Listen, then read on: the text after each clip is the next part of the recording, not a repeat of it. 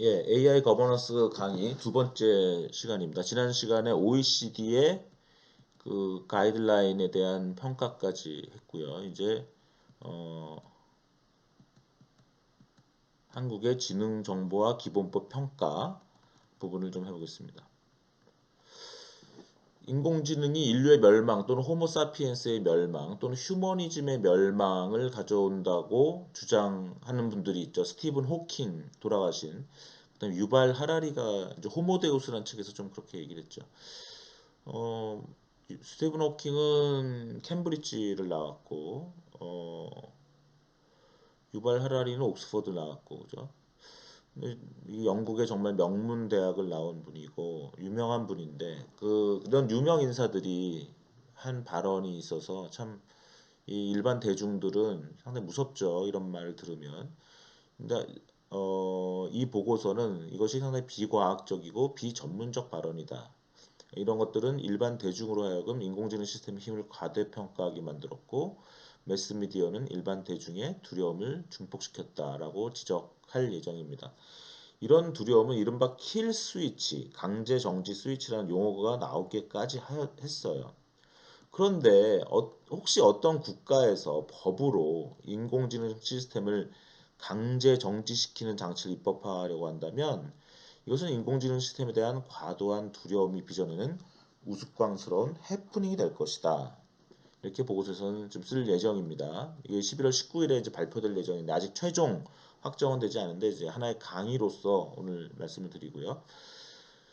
한국에서는 국가정보화기본법을 전면 개정했습니다. 그래서 그 법 제목을 지능정보화 기본법으로 변경했어요.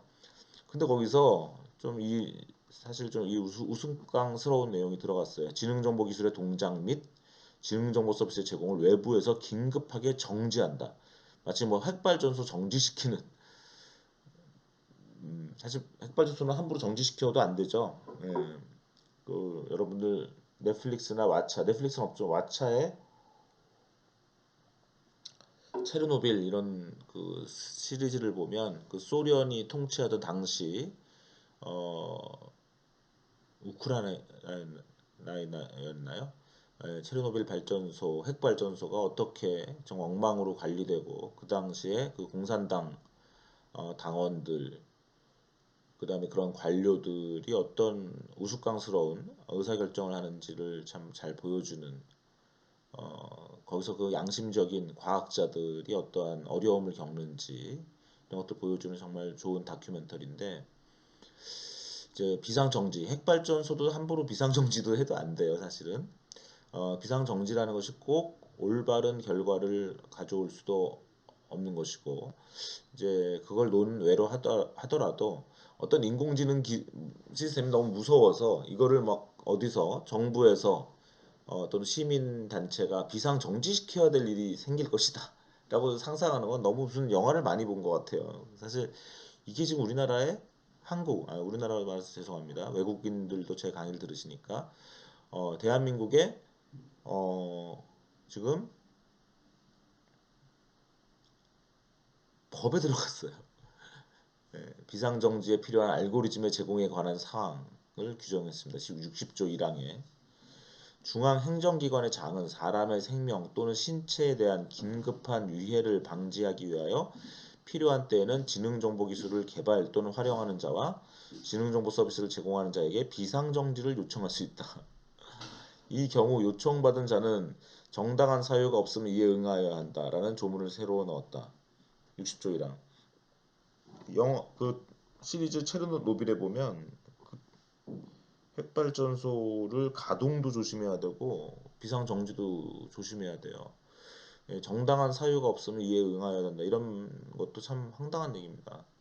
예, 정말 그 위급한 상황에서는 이게 정당한지 아닌지도 알기 어렵긴 해요. 근데 어쨌든 인공지능 시스템을 도대체 어떻게까지 생각하길래 이러한 비상정지라는 개념까지 상상해서 이거를 한 나라의 중요한 국가정보화 기본법이 이름이 바뀐 지능정보화 기본법에까지 이런 내용이 들어간다는 것은 정말 창피한 것 같아요. 저는 이러한 조항은 전 세계 어느 국가에서도 그 입법 유례를 찾아낼 수 없는 매우 우스꽝스러운 시도로 평가될 것이다. 보고서에서 이 톤을 좀 바꿀지는 모르겠습니다. 어쨌든 그렇고요. 한국의 지능정보화 기본법은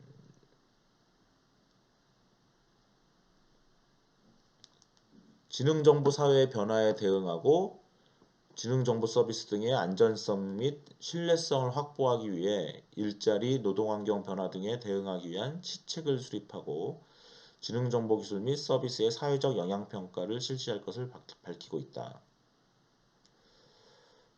동법 56조는 국가 및 지방자치단체가 국민의 생활에 파급력이 큰 지능정보 서비스 등의 활용과 확산이 사회, 경제, 문화 및 국민의 일상생활 등에 미치는 영향에 대해서 지능정보 서비스 등의 안전성 및 신뢰성, 정보격차 해소, 사생활 보호, 지능정보 사회윤리 등 정보 문화에 미치는 영향, 고용, 노동, 공정거래, 산업구조, 이용자 권익 등 사회경제에 미치는 영향, 정보보호에 미치는 영향, 그 밖에 지능정보 서비스 등이 사회, 경제, 문화 및 국민의 일상생활에 미치는 영향 등을 조사평가할 수 있음을 밝히고 있다. 이러한 인공지능 시스템이 도입되기 이전에 영향평가를 한다는 이런 아이디어도 일견 의미 있는 것처럼 보이죠. 하지만 실제로는 작동하기 어려운 경우가 많고요. 불필요한 제약 조건을 부여할 수 있어요. 미국에서 인터넷이 대중화돼서 부동산 정보가 인터넷에 많아지면 공인중개사들은 직업과 수입을 인터넷 정보 유통 기업에 뺏길 것으로 예상했지만 실제로는 더 거래가 많이 일어나서 공인중개사들의 수입이 더 늘게 되었습니다. 인터넷에 의한 탐색 비용의 획기적 감소는 부동산 구입에 대한 사람들의 접근을 높여주었고 이것은 더 잦은 거래로 연결되었다는 거죠. 한국에서 SK그룹의 계열사 엔카가 중고 자동차 중개업에 진출했을 때 많은 중고차 딜러들은 여의도에 모여서 시위를 했어요. 중고차 딜러들의 수입을 엔카가 뺏을지 모른다는 우려를 가지고 있었던 거죠. 그러나 이후 엔카는 중고차 딜러들이 가장 애용하는 중고차 거래 플랫폼이 되었습니다. 이렇듯 새로운 자동화 기술, 특히 보편적 기술의 사회적 영향을 미리 평가한다는 것은 매우 어렵다. 따라서 영향평가를 참고자료로 사용할 수 있으나 영향평가 결과에 근거해서 미리 사업자에게 어떤 조치를 요구하거나 권고하는 것은 산업의 발전과 시민의 효용을 억제할 위험을 가지고 있으므로 지양해야 된다고 보고서에 쓰려고 합니다. 그러한 움직임은 오히려 한창 성장하고 있는 산업을 옥죄어서 활발한 시장 진입을 막는 결과를 초래할 수 있고 새로운 기술과 서비스에 대한 차별 조치로 활용될 가능성도 있으므로 지양해야 된다는 것입니다.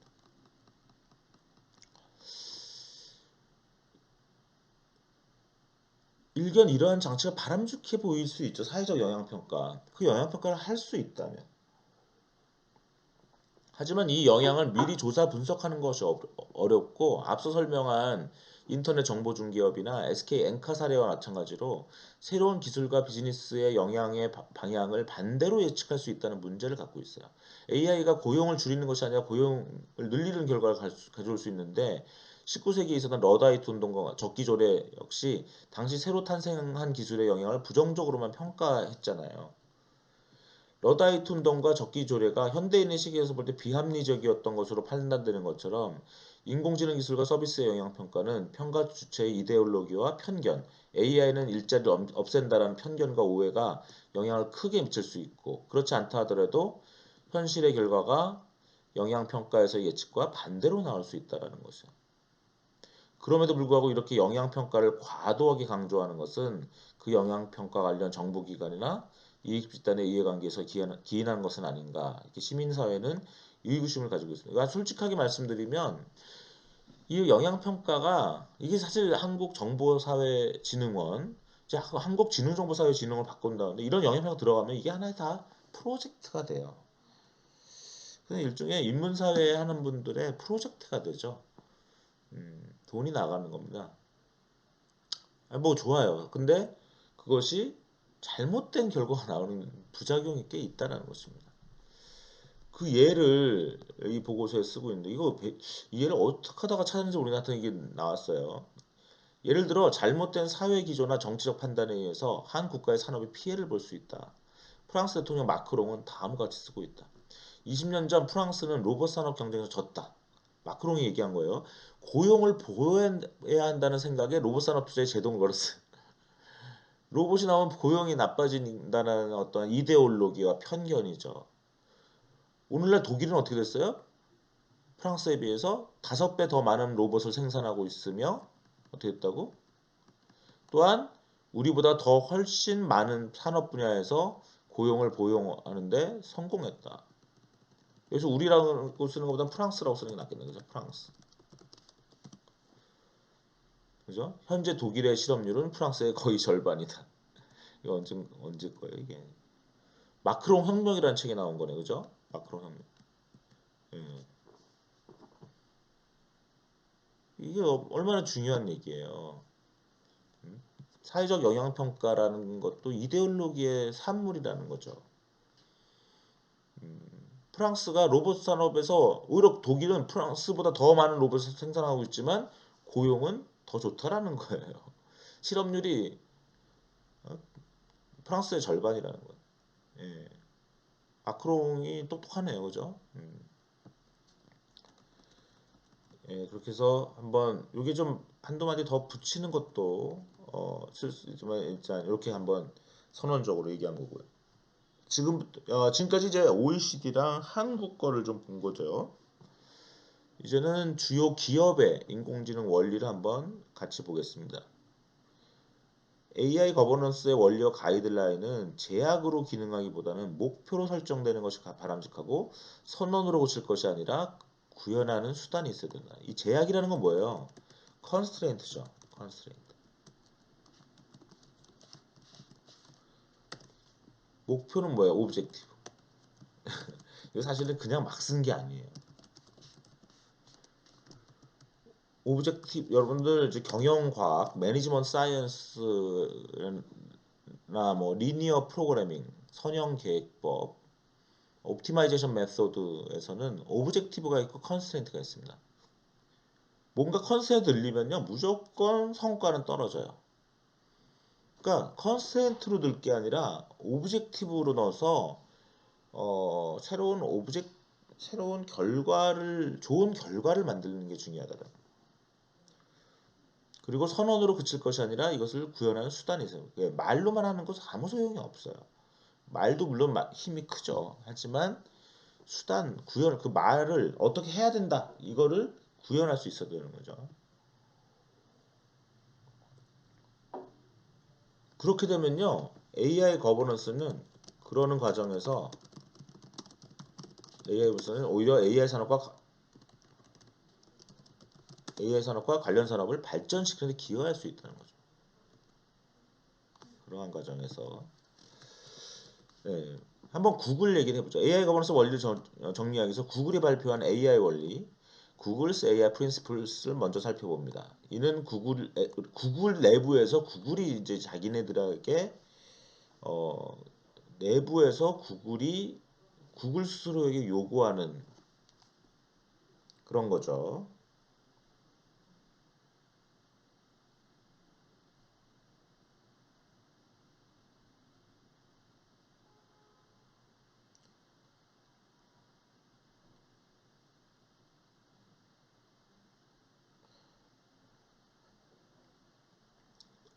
한번 보죠. 첫 번째, 인공지능은 사회의 혜택이 되어야 된다. 예, 영어로는 be socially beneficial 이렇게 얘기하고 있네요. 그죠? 그다음에 당연한 거지만 이제 이거는 구글이 내부에서 자기들 스스로 이야기하는 겁니다. 그다음에 부당한 편견을 만들어내거나 강화시키지 않아야 된다. Avoid creating or reinforcing unfair bias. 세 번째, 안전하게 만들어져야 하고 평가해야 된다.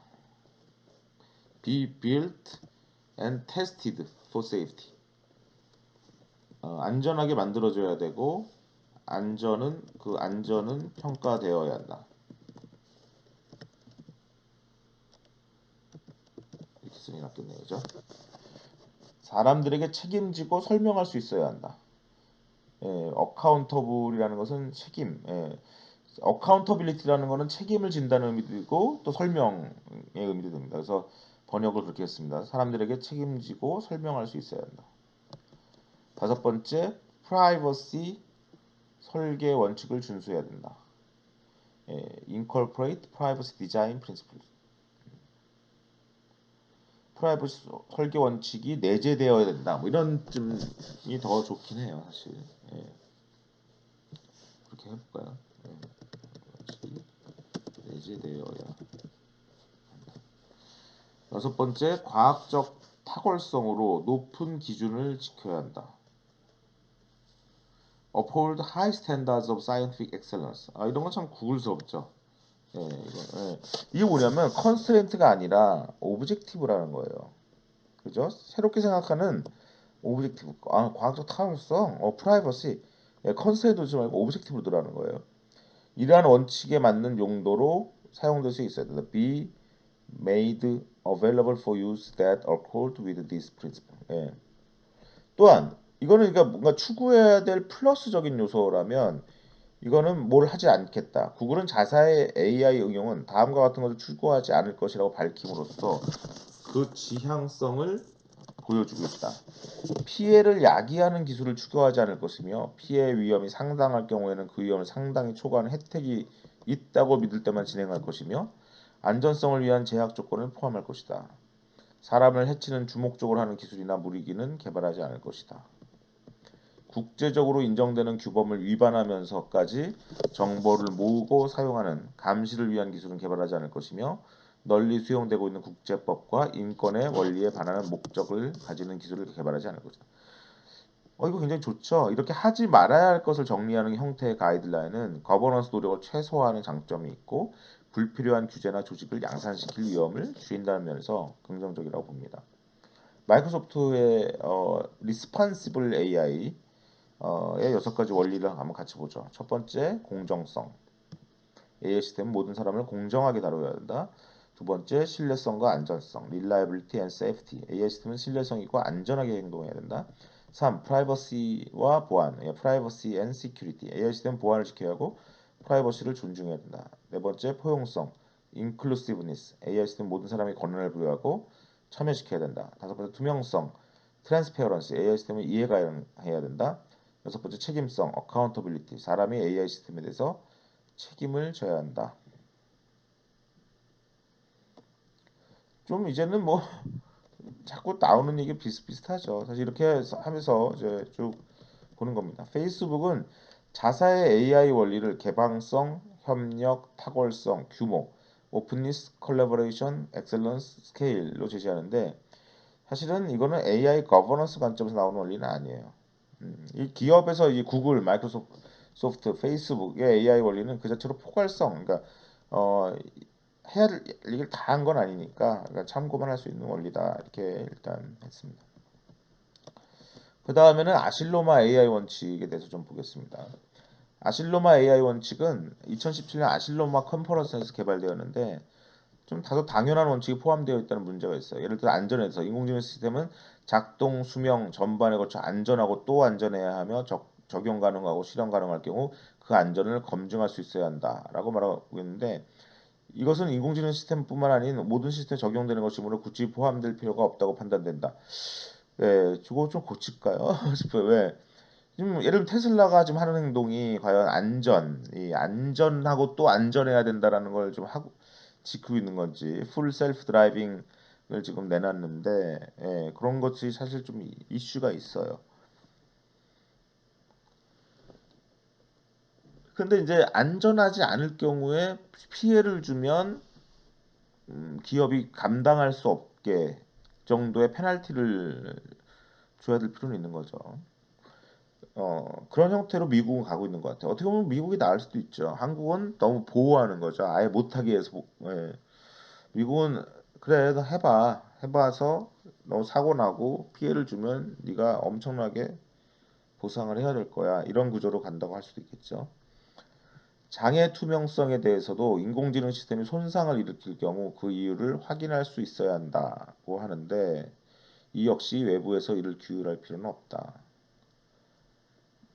인공지능 시스템의 소유자 또는 관리자는 손상을 일으킨 경우 그 손상에 대해 적절한 처벌이 가해진다면 자신의 이익을 위해서라도 또는 향후의 처벌을 피하기 위해서라도 그 손상의 이유를 파악해서 재발 가능성을 최소화하려 노력을 하겠죠. 따라서 이런 내용은 원리로 꼭 포함시켜야 되냐라는 거예요. 모든 원리와 규칙은 최소화할 필요가 있다는 것입니다. 사법적 투명성도 마찬가지다.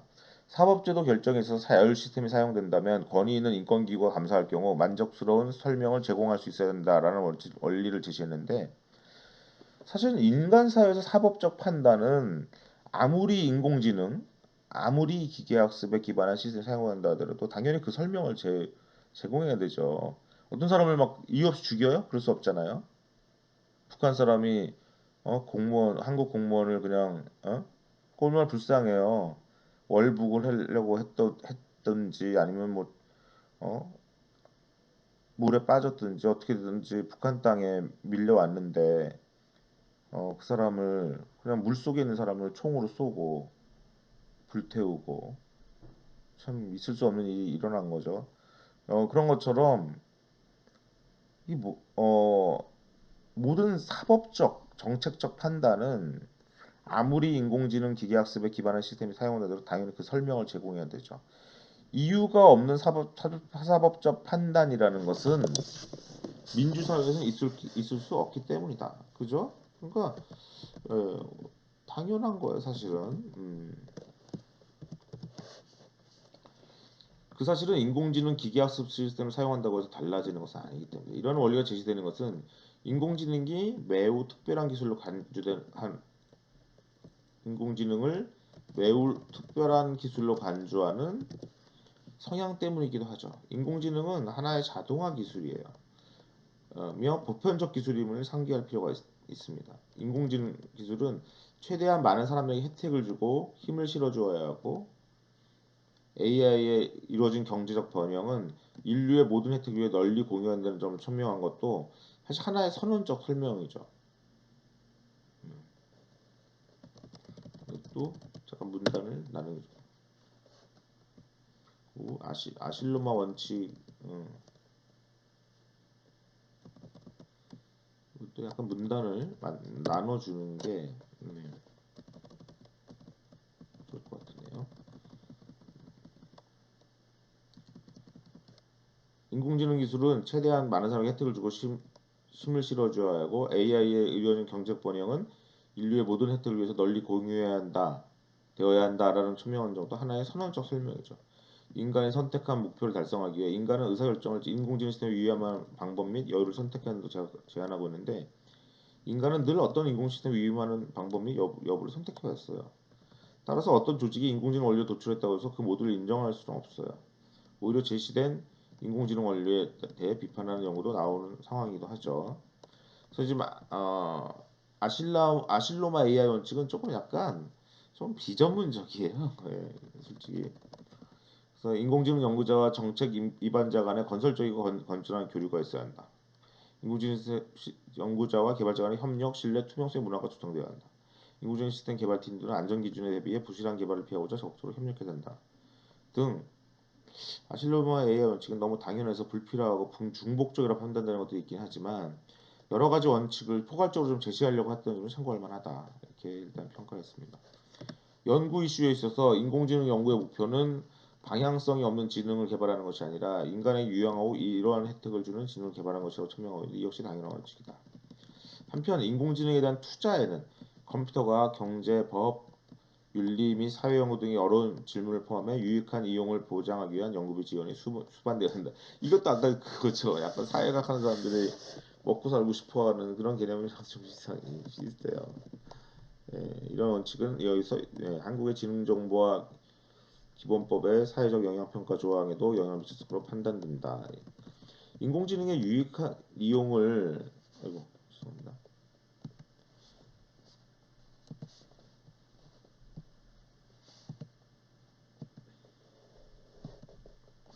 인공지능의 유익한 이용을 보장하기 위해 연구비 지원이 바람직할 수는 있지만 필수화될 필요는 없죠.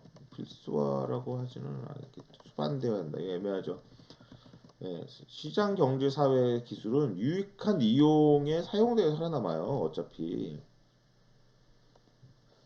그럼에도 불구하고 인공지능 기술에 대해서 특별히 유익한 이용을 보장할 필요가 있다고 설명하는 것은 인공지능 기술에 대한 어떤 두려움이 반영된 것은 아닌가라는 의심을 가지게 합니다. 한편 법적 강제성이 없는 원리의 제한은 바람직할 수 있으나 이러한 원리가 강제적인 법 조항으로 가꿔서 구현되는 것은 문제죠. 따라서 이러한 원리에 대한 적극적 평가 작업이 필요하다라고 보고서에서 주장합니다. 아실로마 AI 원칙은 인공지능 시스템의 설계자가 인공지능의 사용, 오용 및 행동의 도덕적 영향에 관한 이해자이며 이에 관한 그 영향을 형성하는 책임과 기회를 가진다고 밝히면서 고도로 자율적인 인공지능 시스템은 작동하는 동안 그의 목표와 행동이 인간의 가치와 일치하도록 설계되어야 하며 인공지능 시스템은 인간의 존엄성, 권리, 자유 및 문화적 다양성의 이상에 적합하도록 설계되어 운영되어야 한다는 내용도 포함하고 있습니다.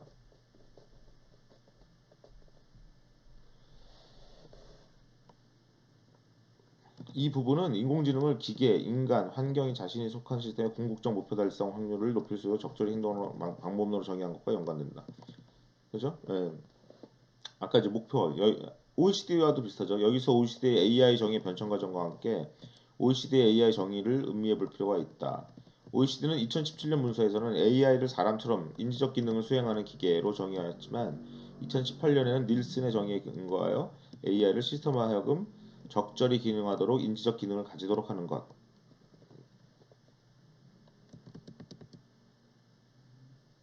조금 제가 번역을 재미없게 했네요. 그죠?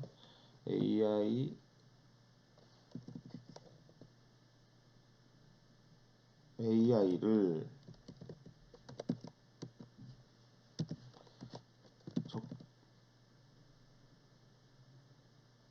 시스템으로 하여금 적절히 기능하도록 인지적 기능을 가지도록 하는 거. 이게 좀 직역이네요. 예, 괜찮은 것 같아요. 예.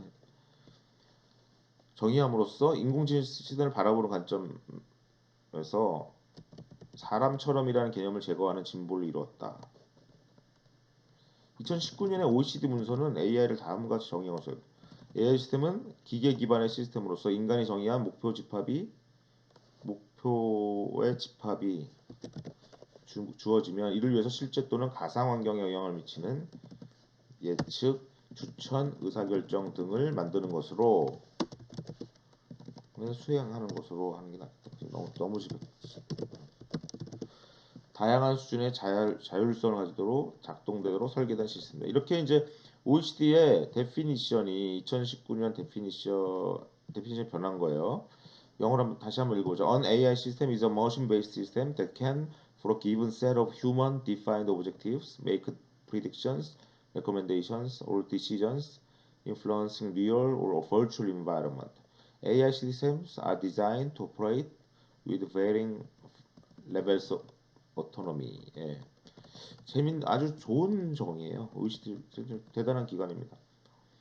처음에는 되게 바보 같은 정의를 했다가 이렇게 된 거죠. 배우는 게 중요해요. 처음에 바보가 되는 건 부끄러워할 필요가 없습니다. 문제는 계속 안 배우는 게 바보죠. 인공지능 시스템을 예측, 추천, 의사결정을 하는 시스템을 한정시키는 동시에 구체화했다는 부분도 의미가 있지만 더 중요한 것은 인공지능 시스템이 인간이 정의한 목표를 가지고 있다는 점을 명시했다는 점입니다. 이러한 정의를 가지고 있으면 인공지능 시스템의 목표 행동이 인간의 가치와 일치하도록 설계되어야 하고 인공지능 시스템은 인간의 존엄성, 권리, 자유 및 문화적 다양성의 이상에 적합하도록 설계되어 운영되어야 한다는 아실로마 원칙이 자연스럽게 적용될 수 있다. 아실로마 원리 역시 개인정보 보호와 자유에 대한 원리도 제한하고 있습니다. 사람들은 그 자신들이 생산한 데이터를 액세스, 관리, 통제할 수 있는 권리를 가져야 한다는 원칙은 사람들이라고 쓰는 게 낫겠네요. 사람들이 자신들이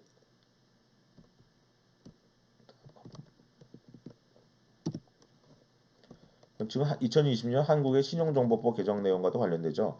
개정된 신용정보법은 자기정보에 대한 개인의 권리를 강화하였는데 본인 신용정보를 본인과 타사에 전송할 것을 요구할 수 있는 개인 신용정보의 전속 요구권을 도입했죠. 그래서 개인정보 자기 결정권이 강화되었고 자동화 평가 결과의 산출에 유리하다고 판단되는 정보의 제출 또는 기초 정보의 정정 삭제, 평가 결과 재산출을 요구할 수 있는 등 자동화 평가에 대한 개인의 대응권을 적극 보장하여 이렇게 하겠다. 예, 읽어보니까 이게 개인의 권리가 강화되었다. 아실로마 회의는 개인정보에 관한 인공지능의 쓰임이 사람들의 실제 또는 인지된 자유를 부당하게 축소해서는 안 된다고 천명하는데 영상인식 기술의 발전, 특히 얼굴 인식 기술의 발전으로 시민의 프라이버시가 침해될 가능성이 매우 커졌다는 점에서 이 원리에 주목할 만하다라고 보고서 쓰고 있습니다. 얼굴 인식 기술 사례는 인공지능 기술이 사회 취재에 따라 정부에 의해 남용되고 오용될 가능성을 방지하기 위해 오히려 기업이 정부의 규제를 요구하는 경우까지 나타날 수 있음을 보여주고 있다. 이제 9번 각주가 지금 미국의 기업들이 안면인식 기업들이 오히려 룰을 만들어 달라 이런 게 이제 거버넌스예요. 사실 세상 많은 법률은 산업을 위해서도 만들어지기도 합니다. 산업을 규제하는 것처럼 사실 다 산업이 요구하는 거예요.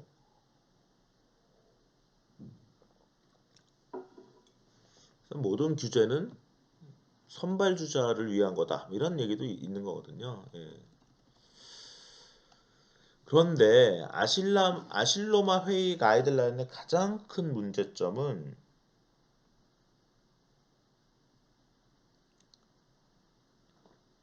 인공지능 시스템을 초지능으로 간주하고 과도한 우려를 하고 있다는 점이라는 거죠.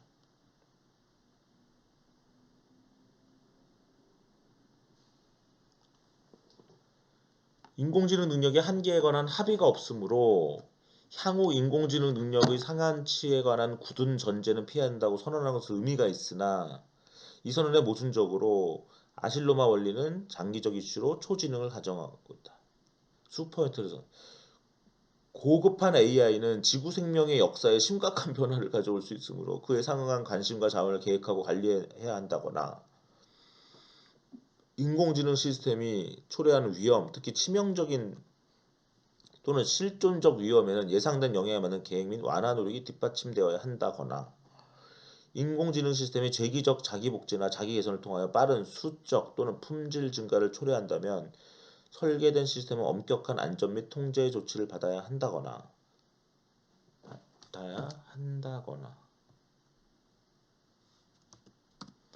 초지능은 널리 공유되는 윤리적 이상을 위해 그리고 몇몇 국가나 조직이 하는 모든 인류의 이익을 위해 개발되어야 한다는 등의 선언 내용은 다소 비현실적이다.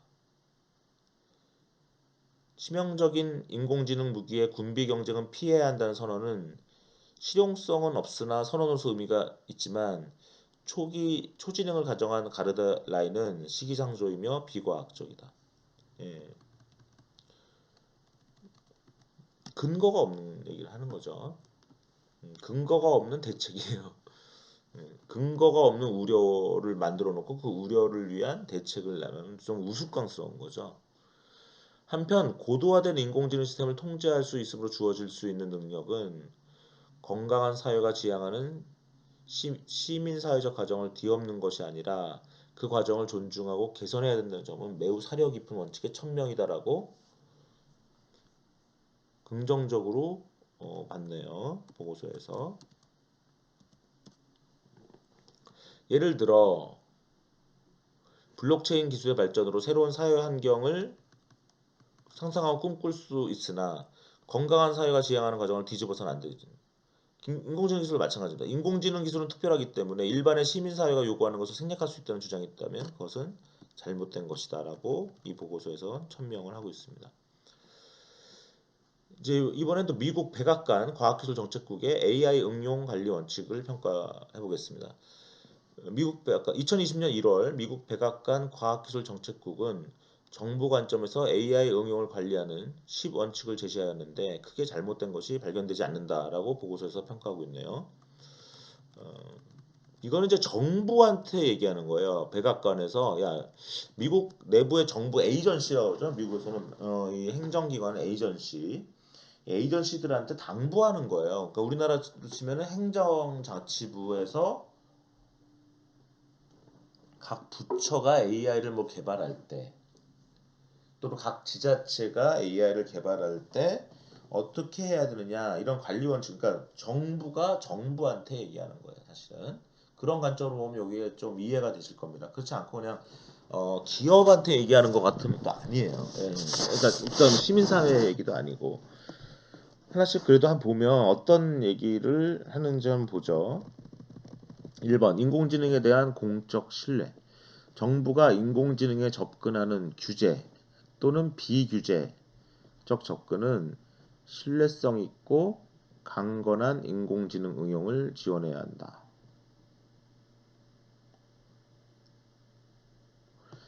결국 정부가 인공지능에 뭔가 규제를 만들거나 비규제적 접근을 인공지능 가는 거는 주로 신뢰성, 강건한, 로버스트한, 릴라이블한 인공지능 응용을 지원해야 된다.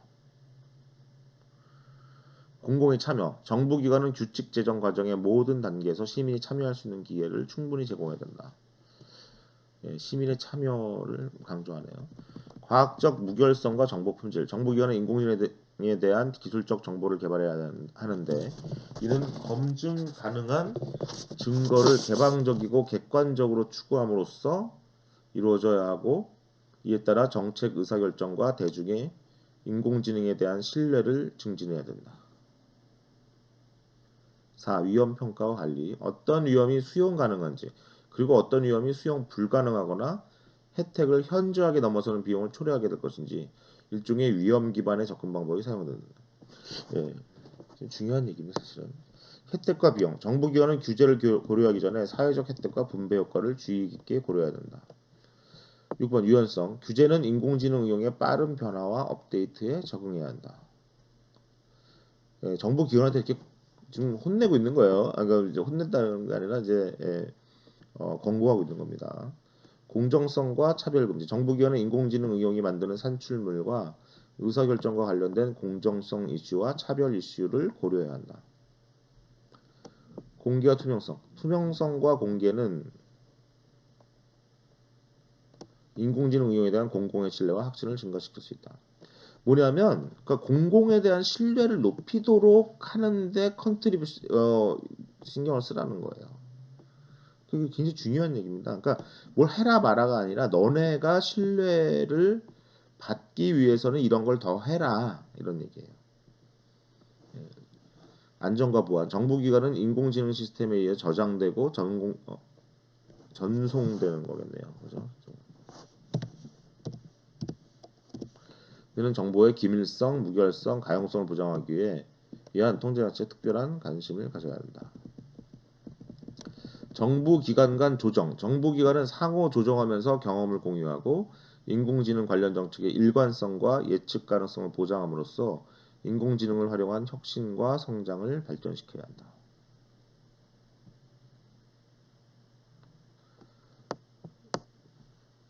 그 다음에 방송통신위원회 이건 이제 지금까지는 이제 미국 백악관 내용을 한번 쭉 읽어봤는데 이 보고서에서는 크게 잘못된 것이 발견되지 않는다라고 얘기했기 때문에 커멘트보다는 이걸 소개하고 말았고요. 방통위의 우리 대한민국 방통위원회의 이용자 중심의 지능정보 사회를 위한 원칙 평가입니다. 2019년 11월에 나왔어요.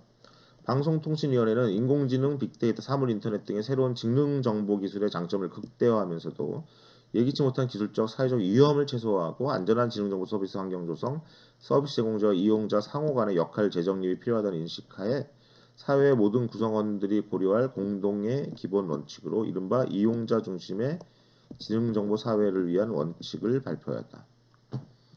기본적으로 사람 중심의 서비스 제공, 투명성과 설명 가능성, 책임성, 안전성, 차별금지, 참여, 프라이버시와 데이터 거버넌스 등 7개를 제시했어요. 하나씩 얘기해 보겠습니다. 첫 번째, 사람 중심의 서비스 제공 원칙은 지능정보 서비스의 제공과 이용은 사람을 중심으로. 참 이상하죠. 네, 사람을 중심으로? 사람을 안 중심으로 하는 경우가 있나? 그 기본적 자유와 권리를 보장하고 인간의 존엄성을 보호할 수 있는 방향으로 이루어져야 한다는 원칙이다. 이 원칙에 기반해서 지능정보사회 구성원들은 각자의 자율성을 최대한 보장받으면서 안전하고 투명하며 모든 사람이 고루 혜택을 누릴 수 있는 서비스가 이루어지는 환경을 조성하도록 노력해야 한다고 선언하고 있다. 그러니까 이게 뭐냐면 좀 너무 좋은 말이 많죠. 예. 근데 이제 결국은 차라리 OECD에서도 인간 중심이 있었다고 했지 않습니까? 그래서 이는 그냥 AI 활용이 민주주의의 가치나 인권을 훼손하지 않아야 한다. 이 정도도 충분해요. AI 행위자가 AI 시스템 수명 주기 전반에 걸쳐 법규, 인권 및 민주주의 가치를 준수하고 이에 부합하는 메커니즘과 보호 장치를 구현할 것을 강조한 OECD의 인간 중심 원칙과 통한다. 예, 이렇게 정리할 수 있겠습니다. 그럼 민주주의 원칙과 그다음에 이제 방통위에서 좋은 점은 뭐냐면 자율성을 많이 얘기했어요. 예, 그래서 거버넌스죠 그게 여기 자율성. 그 부분은 방통위원회가 상당히 잘 했다고 저는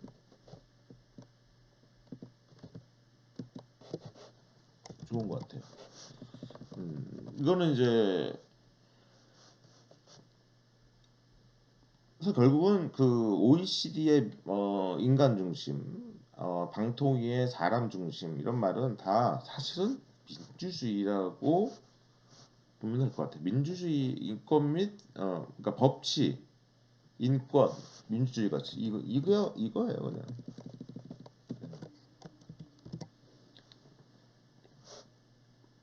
법에 의한 법치주의죠.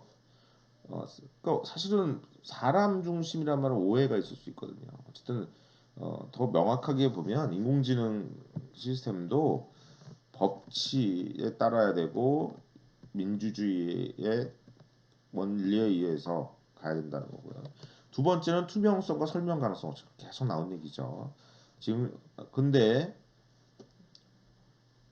이게 이제 문제가 있어요. 이거는 지능정보 서비스에 포함된 서비스 체계와 작동 방식이 이용자에게 중대한 영향을 끼칠 경우 기업의 정당한 이익을 침해하지 않는 범위에서 이용자가 이해할 수 있도록 관련 정보를 작성하며 지능정보 서비스가 인간의 신체 자유 재산 및 기타 기본권의 피해를 유발하였을 때 기술적으로 가능한 범위에서 이용자의 예측 추천 및 결정의 기초로 어, 사용한 시스템의 이거 이상하네.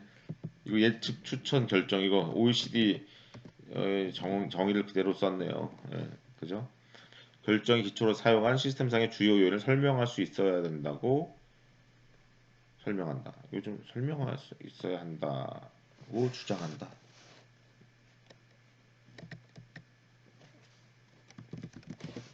근데 이런 원칙은 그 자체로서는 바람직하지만 혹시 이런 원칙이 입법에 반영될 경우 부작용이 클 수도 있다. 미국 백악관의 경우 아까 뭐라 그랬어요? 공개와 투명성을 제시하면서 투명성과 공개는 인공지능 응용에 대한 공공의 신뢰와 확신을 증가시킨다. 예, 그러니까 공공의 투명성과 공개를 하는 거는 공개 실력 확실히 증가시키는 용도로 쓰라고 권고를 하는 거지. 이런 관점이 더 현실적이라는 거예요. 이렇게 알려주는 게 낫지. 그냥 무슨 얘기야? 지능정보 서비스 제공자가 공공의 신뢰와 확산을 얻어내기 위해서 투명성과 공개, 설명성을 가능성을 제고하는 노력을 해라라고 얘기하는 게 낫지. 그냥 이래야 된다, 저래야 된다 할 필요는 없다는 거죠. 세 번째, 책임성 원칙. 책임성 원칙은 지능정보사회 구성원들이 지능정보 서비스의 올바른 기능과 사람 중심 가치의 보장을 위한 공동의 책임을 인식하고 관련한 법령과 계약을 준수하고 서비스의 제공과 이용으로 인해 발생한 타인의 권익 침해에 대한 법적, 사회적, 윤리적 책임을 다할 수 있도록 지속적인 의견 교환에 참여한다고 선언한다. 선언한다. 아까 그걸 선언한다라고 하는 게 낫겠네요. 이제 방송통신위원회 제가 선언한다. 그래서 방통위가 여러 기업들과 또다 의견을 교환하면서 만들었더라고요.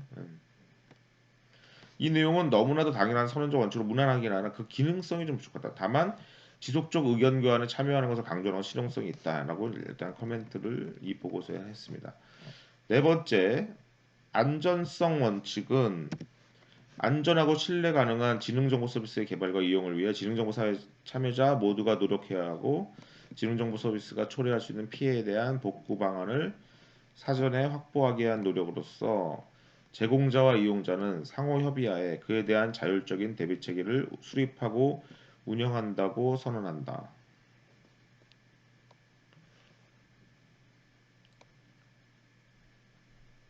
이 부분은 안전성, 신뢰성을 위해 상호 노력과 협의, 특히 자율성을 강조한 건데 역시 또 자율성. 그러니까 희한하게 이 방통위 자료에서는 자율성을 많이 나와요. 그래서 아예 차라리 자율성 원칙을 하나의 원리로 제시해서 더 바람직했을 것으로 판단된다라고 코멘트를 했습니다. 다섯 번째, 차별금지 원칙은 지능정보 서비스가 사회적, 경제적 불공평이나 격차를 초래할 수 있다는 점을 인식하고 기술 사용에 있어서 사회적 다양성을 고려하고 알고리즘 설계, 데이터의 수집과 입력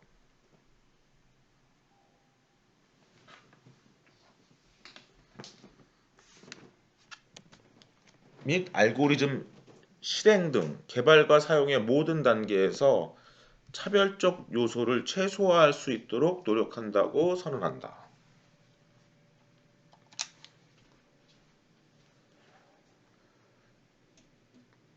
차별금지. 예, 내용에서처럼 격차 초래의 위험과 차별적 요소를 최소화하고 다양성을 고려하는 노력을 강조하는 건 필요하다. 다만 이 차별이라는 게 뭐냐?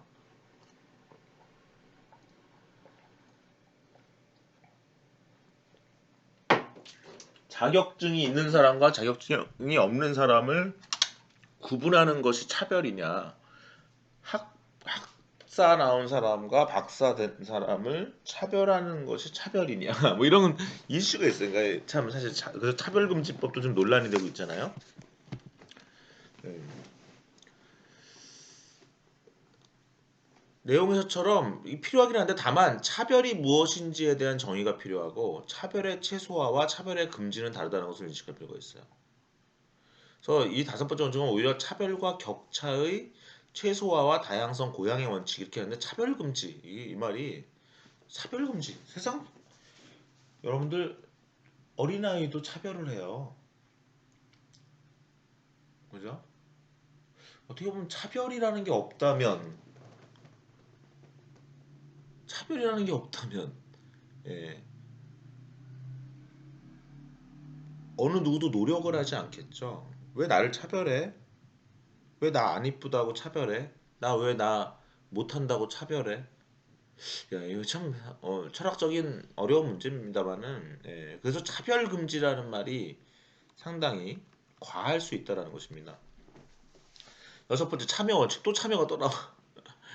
아까 얘기했지만 참여 원칙은 지능정보사회 구성원들은 공적인 이용자 정책 과정에서 차별 없이 참여할 수 있으며 또 차별 없이 참 이런 말이 공적 주체는 지능정보 서비스의 이용과 관련하여 제공자와 이용자가 실질적으로 의견을 제시할 수 있는 정기적인 통로를 조성해야 한다고 밝히고 있는데 참여 원칙은 매우 바람직한 원칙을 밝힌 것을 사려는데 참 너무 당연하죠. 아까 제가 참여라는 거를 아까 자율성 일단 그래도 이게 자율성과 참여를 자꾸 넣었다는 것 자체만으로도 저는 방통위의 이 가이드라인을 꽤 잘했다고 생각을 합니다, 솔직히.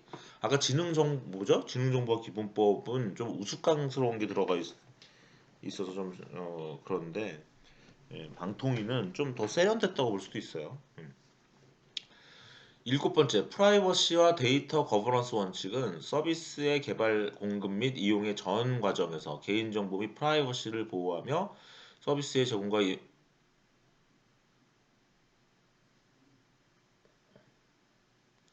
이것도 좀 약간 안 이쁘다, 그죠?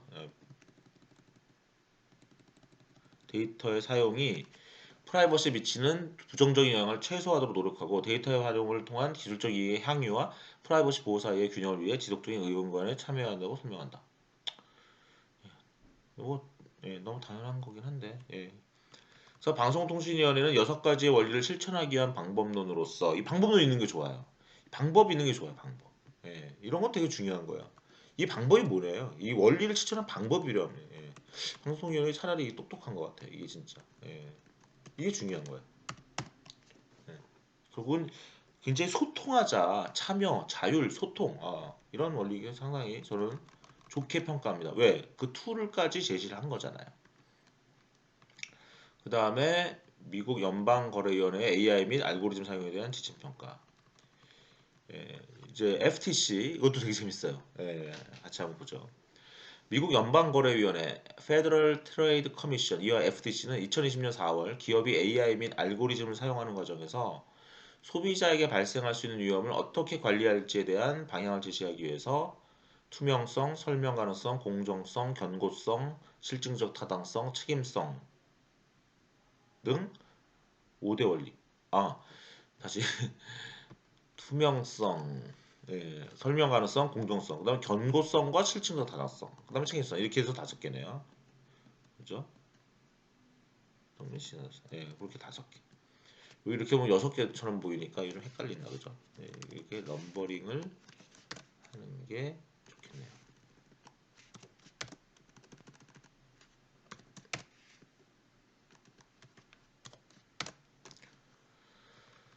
첫 번째, AI 및 알고리즘 활용의 투명성 제고, 소비자 기만 금지, 민감한 데이터 수집 시 투명성 담보, 불리한 조치에 대한 통지 등을 담고 있다. AI 및 알고리즘 활용의 투명성 제고는 그냥 투명성 제고는 이렇게 하는 게 낫겠죠.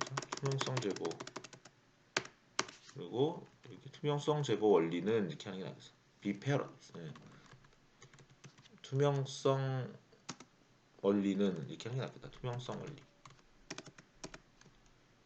투명성 원리는 소비자 기만 금지, 민감한 데이터 수집 시 투명성 담보, 불리한 조치에 대한 통지 등을 담고 있다.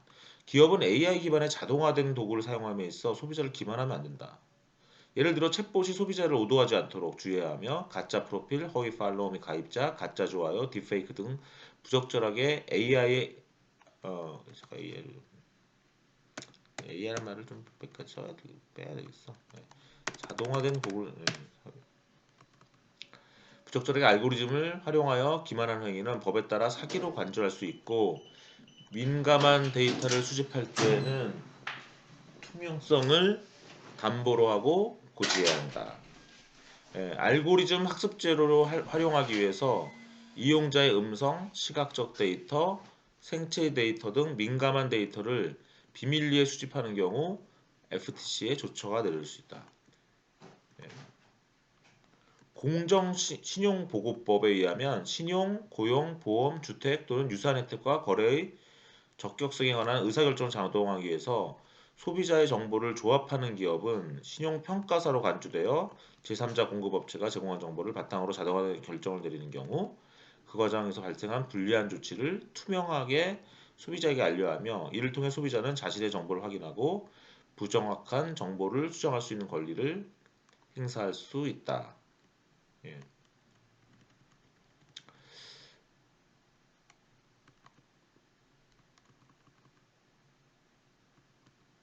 FTC는 상당히 이제 법적으로 하고 있어요. 그 다음에 2번, 2번은 설명성의 원리죠. 설명 가능성의 원리. 이것도 그냥 설명 가능성의 원리라고 하는 게 나을 것 같아요.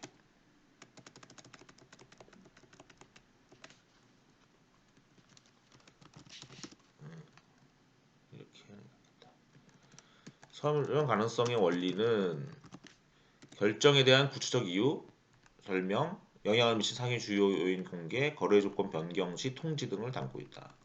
상당히 그 FTC적이에요. 그러니까 우리나라처럼 공정거래위원회 같은 거죠. 그래서 연방거래위원회가 구체적인 얘기하고 기업은 알고리즘에 의해서 소비자에게 불리한 결정을 내려야 할 경우 이유를 구체적으로 설명해야 합니다.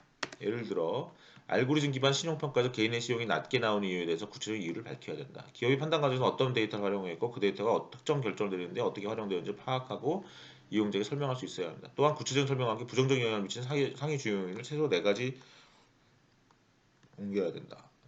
거래 조건이 변경될 때도 소비자에게 반드시 알려야 한다. 재밌죠?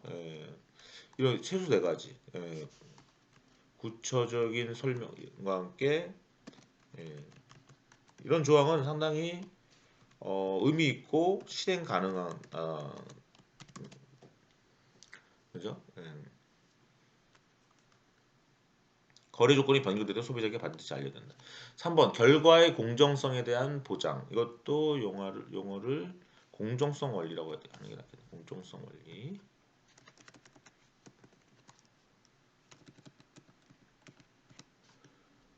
공정성 원리는 특정 집단 계층에 대한 차별 금지, 결과의 공정성 보장, 정보 접근 권한 및 수정 기회 제공을 의미한다. 무신경한 AI 사용은 취약 계층에 대한 차별을 일으킬 수 있으며 이는 신용 업무 취급 차별금지법과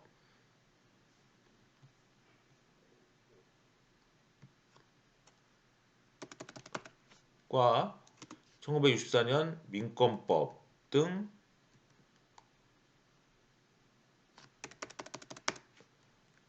연방평등기회법과도 관련된 문제이다. ECOA 신용업무 취급 차별금지법 Equal Credit Opportunity Act에 따라 AI 사용에서 인종, 종교, 국적, 성별, 지역 등에 따른 차별적 영향을 금지한다. 기업은 알고리즘이 취약계층에 차별적 영향을 주지 않도록 사용 전과 후를 엄격히 테스트하고 관리해야 한다. 기업은 입력 데이터의 차별적 요소뿐만 아니라 도출되는 결과에도 차별이 발생하지 않는 통제, 관리 등의 추가 검토를 해야 된다. 또한 의사결정에 사용되는 정보에 대한 접근 권한과 수정 기회를 소비자에게 제공해야 된다. 소비자는 취업, 신용보험 등 자신과 관련한 의사결정에 해당되는 정보가 무엇인지 알 권리가 있으며 정보가 부정확하다고 생각될 경우 해당 정보에 대해서 이의를 제기할 수 있게 한 거죠. 네 번째는 아까 뭐였죠? 견고성과 실증적 타당성 원리.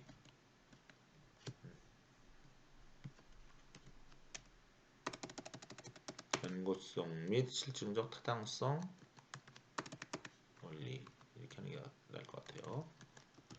원리는 정보의 정확성과 최신성 유지, 데이터가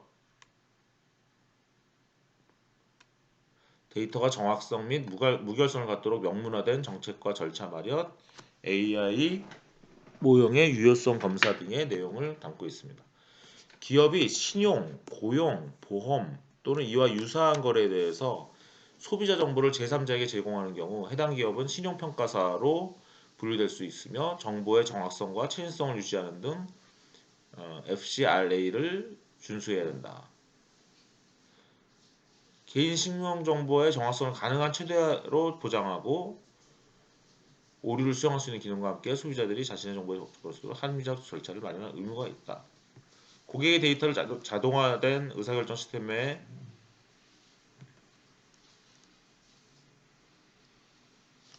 활용하려는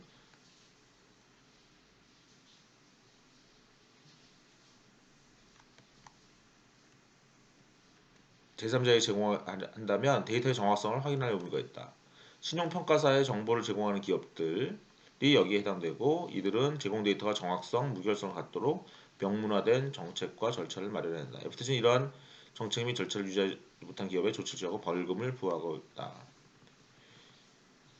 결국 기업은 AI 모형이 설계 의도와 맞게 작동하고 불법적 차별을 일으키지 않도록 AI 모형의 유효성을 검사하고 재확인해야 한다. 명확하고 실질적인 통계 원칙과 방법을 사용하여 주기적으로 AI 모형의 유효성을 재검증해야 하며 AI 모형은 예측력 유지의 필요에 따라 조정되어야 한다. 다섯 번째는 무슨 원리입니까? 책임성, 그냥 책임성. 책임성 원리 할까요?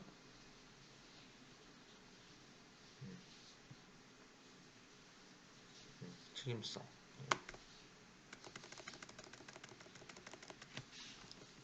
책임 견지, 책임성, 그냥 책임성 할게요.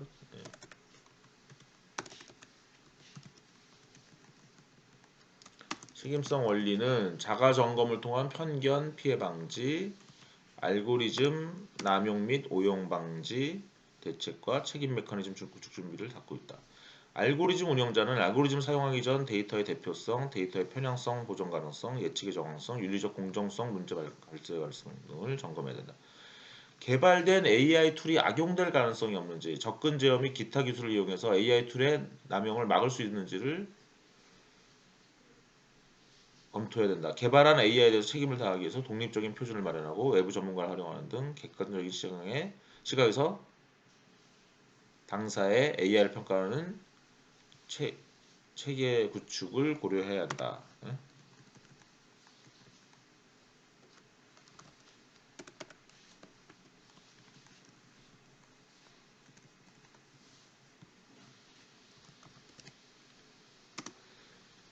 FTC의 권고는 크게 비판할 만한 내용이 없을 정도로 법에 근거하여 규율하고 권고하고 있다. 인공지능 거버넌스의 원리도 기본적으로 기존의 법에 근거하여 제시되어야 하고 법에 없는 경우는 권고로 그쳐야 된다. 예, 이게 사실은 법으로 얘기하는 게 제일 확실한 거죠. 법에 다 있는 건데 쓸데없는 얘기하는 건 낭비예요, 사실은. 예. 그리고 법에 없는 경우는 권고로 해야 되는 거죠. 예. 근데 이제 권고도 위험한 게 권고가 법으로 또 이제 법의 논리가 되니까 참 이게 참 어렵습니다.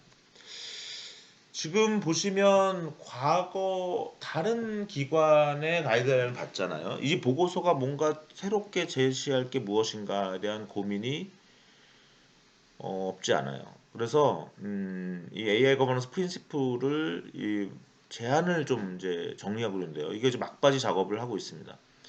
앞서 설명한 것처럼 본 보고서에서는 인공지능을 시스템의 궁극적 목표 달성을 지원하는 하부 행동 목표를 높일 수 있도록 적절히 행동하는 시스템의 능력을 만드는 방법 등을 정의했어요. OECD는 인공지능 시스템을 아까 인간이 정의한 목표들을 위해 예측과 추천 그리고 의사결정하는 기계 기반 시스템을 정의했는데 본 보고서의 정의와 OECD 정의 모두 인공지능 시스템을 목표를 위해 행동하는 시스템으로 본다는 점에서 공통점을 가집니다. 본 보고서는 이렇게 인공지능의 정의와 특성 분석에 기반한 거버넌스 원리를 도출하고자 합니다. 결국 인공지능 시스템이 정의대로 결국 인간이 준 목표에 맞게 적절히 행동할 수 있도록 설계되고 구현되었는가? 그것을 내부에서 체크하고 모니터링할 수 있는 방법은 무엇인가? 그렇게 실행될 때 문제점은 없는가? 그렇게 되지 않았을 때 페널티와 그렇게 할 때 인센티브는 무엇인가? 이러한 것을 가능하게 하는 기술 구조와 대안은 무엇인가? 이런 것들이 이슈가 되는 거죠. 또한 본 보고서는 인공지능 시스템과 인간과의 관계성에 주목합니다. AI 시스템이 인간의 업무를 일부 대체하면서 감독받는 관계, 인간의 업무와 시너지를 내는 관계, 인간의 업무를 완전 대체하는 관계, 새로운 직업과 산업을 창출하는 관계에 따라서 인공지능 시스템의 관리와 거버넌스를 적용해야 된다. 결국 특정 주체 입장이 아니라 모든 사회 주체를 위한 인공지능의 거버넌스 원리는 다음과 같다라고 이제 슬슬 얘기하려고 해요. 오늘 제가 이제 강의를 통해서 약간 말이 꼬일 수도 있어요. 요 마지막에 이제 한번 보면서 아닌 건 아닌 걸로 하고 저도 지금 이 리포트를 노심초사하면서 고치고 있으니까 같이 한번 살펴보시죠. 1번 보편적 가치의 존중. AI 시스템도 예외 없이 사생활 보호 등 기존 사회의 가치 체계를 따라야 한다. 이렇게 그냥 보편적 가치의 존중 이렇게 포괄적으로 얘기하는 게 낫다는 거죠. 이것을 위해서는 인공지능 시스템 개발자들 자체가 그럼 이걸 하기 위해서 어떻게 되냐? 인간 사회 가치 체계와 공정성의 개념 등을 잘 이해할 수 있도록 교육해야 된다는 것이. 도록 그들을 교육해야 된다는. 따라서 AI 산업 종사자들이 과학기술뿐만 아니라 지식과 윤리적 역량을 확장시킬 수 있도록 하는 대책이 필요하다. 시급하다. 컨택트 트레이싱, 페이셜 리코그션, 건강정보 모니터링. 예를 들어 요거 여기다 써야 되겠네. 예를 들어 이건 좀 약간 사족 같기도 해요. 나중에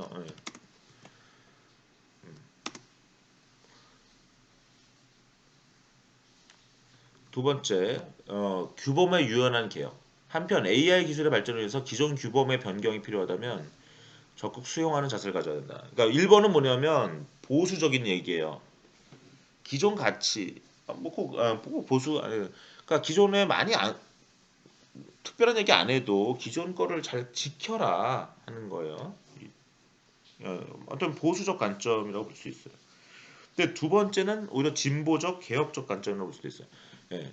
규범의 유연한 개혁. 한편 AI 기술의 발전으로 인해서 기존 규범의 변경이 필요하다면 적극 수용하는 자세도 있어야 된다는 거예요. 예를 들어 공정이라는 이슈를 다룰 때 빅데이터, 인공지능, 기계학습의 발전이 공정이라는 고전적 개념에 근본적인 변화를 가지고 있다는 주장도 함께 고려해야 된다. 예. 그다음 세 번째 거버넌스 기술력 육성. AI 기술의 오남용은 외부에서 법률적, 제도적 선언만으로 막을 것이 아니라 내부 통제와 외부의 AI 기술을 활용함으로써 더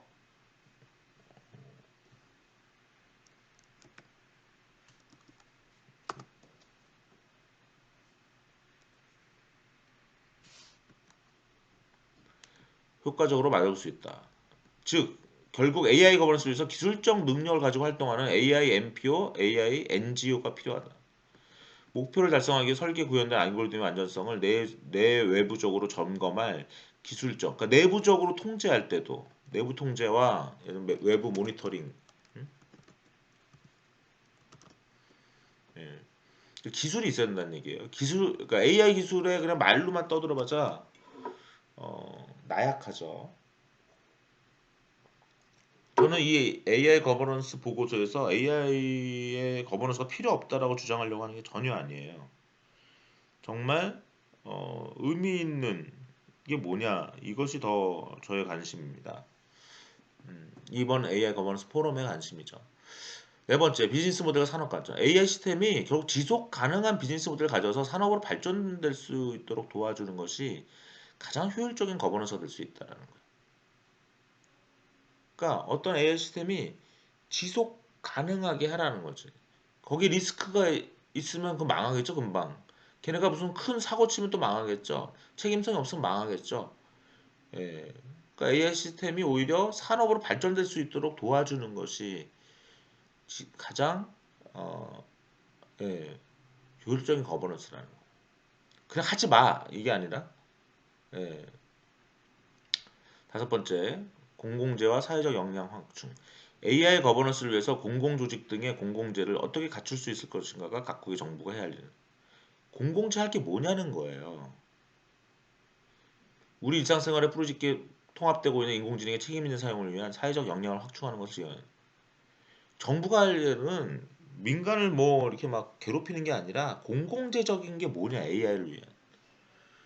예를 들어서 너무 욕을 많이 한다 댓글에 그러면 욕 사전을 정부가 만들어야 되는 거예요. 예, 그러면 다른 많은 기업들이 그 욕 있는 댓글을 지울 수 있잖아요. 필터링을. 각 기업이 다 욕 사전을 만들 수 없는 거죠. 예를 들면. 지금 그런 내용입니다. 저희가 그런 관련된 연구를 해봐서 이런 리드가 있다는 걸 알았고요. 여섯 번째, AI의 긍정적 효과를 인식한다. AI 시스템으로 인한 자동화의 긍정적 효과가 더 크다는 믿음으로 어떤 긍정적 효과가 나타날지 구체화할 필요가 있다. 일부 부정적 효과를 줄이기 위한 정책이 필요하다. 고용 감소보다는 고용 창출, 지역적 단기적으로는 고용 감소가 눈에 보이지만 장기적 전체적으로는 여기 좀 지역적과 댓글을 하려면 이렇게 전체적 장기적 아니면 요걸 놔두고 저기를 바꿀까요? 단기적 지역적으로는 단기적 또는 지역적으로는 하지만 장기적 또는 전체적으로 빈부격차를 증가시키거나 빈곤을 없애는데 기여함을 AI가 빈곤을 없앨 가능성에 대해서 더 보라는 거예요. 너무 지금 AI에 대한 관념이 너무 전통적이에요. 너무 식상한 거죠. 맨날 빈부격차니 뭐 실업이니 이런 얘기 하는 게 아니라 오히려 빈곤을 없앨 것이다. 고용을 창출할 것이다라는 관점을 더 보는 게 더 유익하다라는 거예요. 격차를 주는 AI와 AI 기술의 대중화. 격차를 주는 격차 감소. AI는 중앙 집중적 통제보다는 민주화를 늘리는 데 사용이 된다. 또한 AI 기술은 AI 기술 사용의 민주화에 기여한다. 예. 이 말을 조금 AI 기술 사용에 민주화에 기여하는 AI 기술을 뭐 개발해야 된다. 뭐 이런 정도로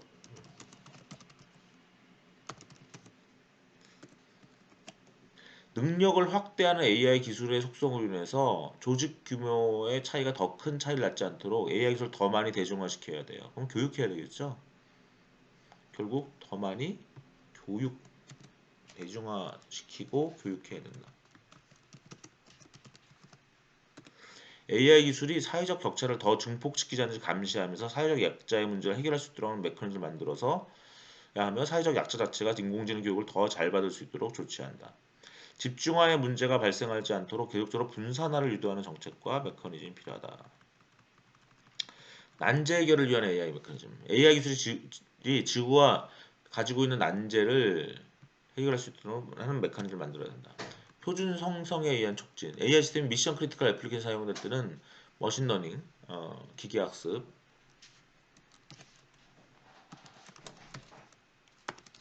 에 의한 자연스러운 퍼포먼스 증진에만 의존할 것이 아니라 자율주행차 분야의 RSS와 같은 거버넌스 노력이 필요하다. 예, 표준 형성도 중요하다. 표준을 통한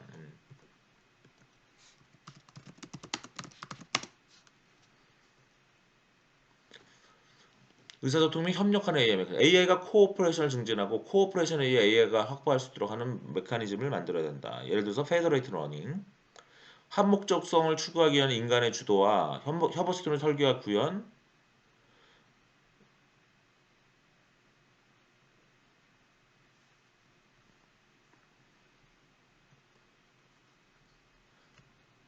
한목적성을 추구하기 위해 인간이 주도하고 AI와 인간의 협업 시스템으로서의 설계와 구현이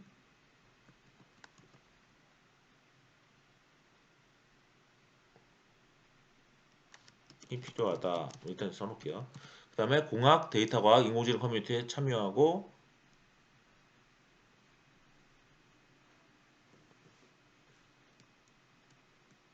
정책 시장 연구 분야의 사용자와 대화하는 것이 문제를 해결하는 데 중요하다. 이거 어디에 있는 내용을 제가 집어넣느라고 이렇게 했던 것 같아요. 어떻게 좀 정리할까요? 음,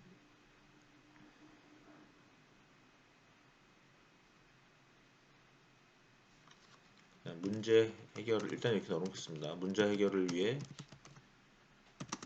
공학, 데이터, 과학, 인공지능 커뮤니티가 서로 협동하고 정책 시장 연구 분야의 대화를 촉진하는 것이 중요하다. 일단 이렇게 해놓고 나중에 또 고쳐야 될 것 같아요. 예. 그 다음에 바람직한 AI 구조 설계에 의한 해결. AI 시스템의 재구성이 필요하다. 예를 들어 디지털 미 회사가 세분화되면 각 로컬 정보는 디지털 미에 개인정보 점적 끝에 있는 회사는 개인정보를 관리만 하는 구조로 갈 수 있다. 그러니까 네, 오히려 바람직한 AI 구조 설계는 해결, 모색 이런 말이 이제 좋은 거죠.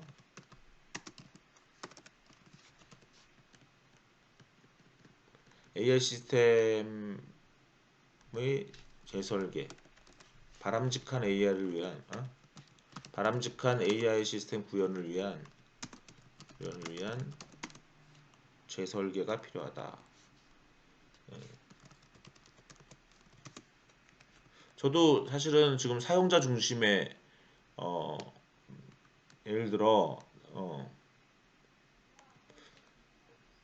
이걸 디지털미라고 하면 갑자기 그러니까, 예를 들어 사용자 중심의 인공지능 시스템은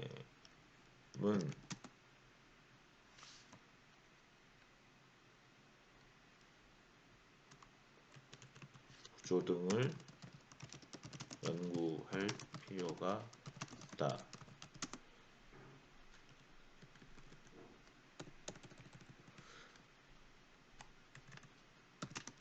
상이한 조직 간의 협업을 증진시키는 인공지능 시스템 등의 구조를 연구할 필요가 있다. 예를 들어 여기 예를 들어 디지털 미 회사가 세분화되면 이건 좀 갑자기 또 디테일만 갑자기 뛰어나게 개인의 뭐 건강, 지식, 재무 상태 등을 관리하는 이른바 디지털미. 그래서 세분화되면 각 로컬 정보는 디지털미에 개인정보 접점 끝에 있는 회사는 개인정보를 관리하는 구조로 갈 수도 있다. 일단 이렇게 써놓을게요. 나중에 좀 구체화할 수도 있으니까. 이거 없애버리면 아이디가 없어지니까 약간 이렇게 놔두고 보시면 되겠습니다.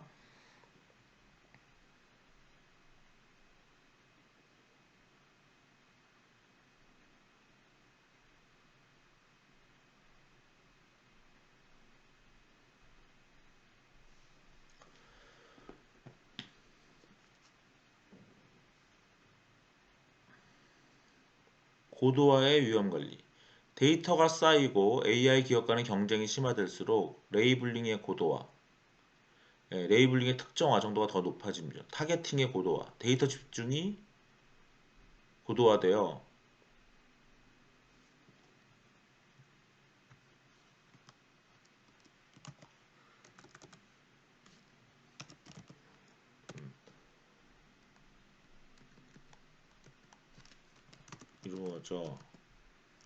이루어져 마음먹기 따라서 톡톡 소리를 많이 쓰는데 고도화의 위험을 관리하면 예. 고도화의 위험 이런 것도 이번 아마 보고서에 처음 나오는 얘기일 거야. 그다음에 다양성의 추구 모든 정보가 파악된 상태에서 편리한 선택일 수도 있지만 어, 정보의 불확실성이 없어서 좋은 것이지만 그것이 극한까지 갈 때 다양성이 없어지는 부작용의 발생 가능성이 있다. 취향을 효율적으로 활용하여 파악하여 극한 소비가 일어날 수 있다. 다양성을 훼손할 수 있는 강화학습의 특성을 간파한 정책 이슈를 미리 제기하여 이런 문제들을 미리 막을 수 있는 이상적인 구도를 제시하는 것도 필요하다. 핀포인트 마케팅에 의한 영향으로 너무 예측이 정확해지는 사회 위험을 미리 숙고할 필요가 있다. 예를 들어 예, 이런 다양성의 추구, 그다음에 AI 활용해서 갈등하는 가치의 절충, 개인주의와 공동체 안전, 국가적 경제와 시민의 권리, 감염병의 영향과 개인의 자유와 프라이버시 등의 가치가 갈등하고 있는데 이걸 최대한 절충하는 의사결정 원리가 필요하다. 그다음에 목표의 투명성 요구, 시민 사회는 정부와 기업의 인공지능 시스템에 어떤 인간의 목표가 주어졌는지, 그것의 투명성을 높일 것을 요구할 권리를 갖는다. 변화 강박성 대비 현 상황에서 안정될 수 있는 인공지능 시스템이 레짐이나 환경의 변화에 얼마나 강건한지를 관리해야 된다. 그다음에 AI에 대한 민간의 행동을 용인해야 된다. 이것도 독특하게 넣은 거예요. 인공지능 시스템에 대응하기 위해서 인간의 창의적 방법에 그것이 불법적이지 않는 한 이에 대해서 최대한 관용해야 된다. 예, 우리가 막 인공지능 시스템으로 갖다 대죠. 막 뭐 체온을 체크해라. 뭐 예. 근데 뭐 막 CCTV가 많으니까 가면을 쓰고 다닌다든가 이런 것들을 불법이 아닌 한 관용해야 된다라는 거예요. 오해 극복. 인공지능이 사회적 부정의를 초래하는 자동 무기가 될 수 있다는 걸 경고하는 경우도 있는데 그것은 기술에 대한 오해에서 비롯한 것이며 그 경고자가 미리 지적한 바대로 인공지능이 오히려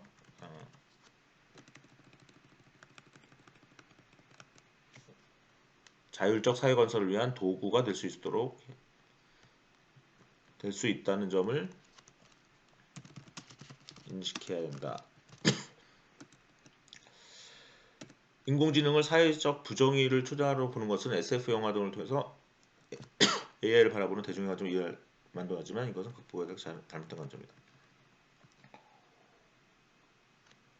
네, 여기 전체 보고서에는 또 다른 의원님들이 쓰신 글도 있는데 제가 강의하기가 좀 뭐해서 좀 그거를 제가 할지 안 할지는 좀 더 볼게요. 일단 오늘 AI 거버넌스 강의 두 번째를